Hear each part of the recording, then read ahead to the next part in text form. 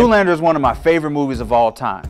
For those of you who don't know, it's a comedy about a male model, and one of the running gags is that he has a bunch of signature looks, but they're all exactly the same. He just gives different names to them. I guess my best known look is Ferrari.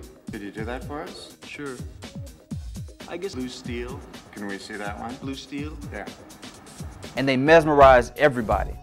One of the climactic scenes features the villain, played by Will Ferrell, trying to explain to everybody that all of Zoolander's looks are exactly the same. He ends off with a monologue saying, I feel like I'm taking crazy pills! Because he knows that Zoolander's looks are the same, but nobody believes him. I love this scene. It's one of my favorite. It's funny, but also, I feel like I can relate to it. There are a lot of times where I feel like I'm taking crazy pills, and it happens a lot in the black experience. For instance, how many times have you experienced something that you knew for a fact was racist?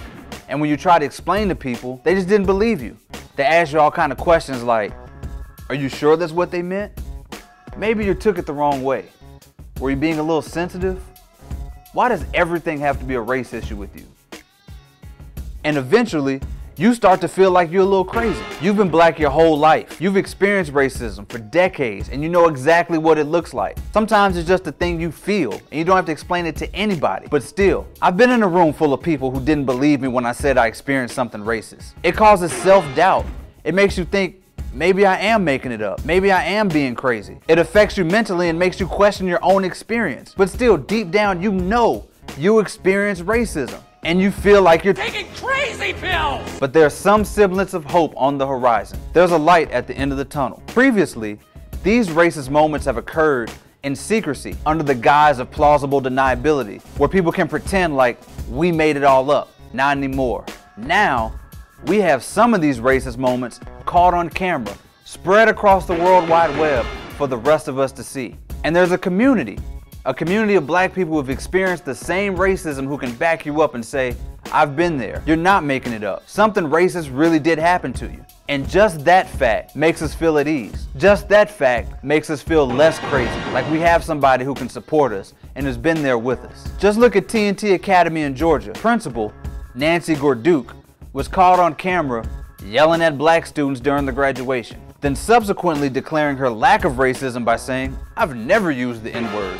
Which is basically like saying, I'm not a murderer because I don't know how to use a bazooka. How many kids over the course of Mrs. Gorduke's tenure have tried to tell people that, hey, I think our principal's racist? And how many times do you think they were turned away? They were called too sensitive, or that they were making excuses for their own shortcomings at that school. And I bet they felt crazy too. They experienced racism, and they knew it. But everywhere they turned, people were telling them that they were making it up, because Mrs. Gorduke couldn't possibly be a racist. And this is apparent by the fact that she had a job up until last week when her racist rant was caught on camera. Or look at the racist lady at Kennesaw State who accosted the black student who was just waiting for his advisor.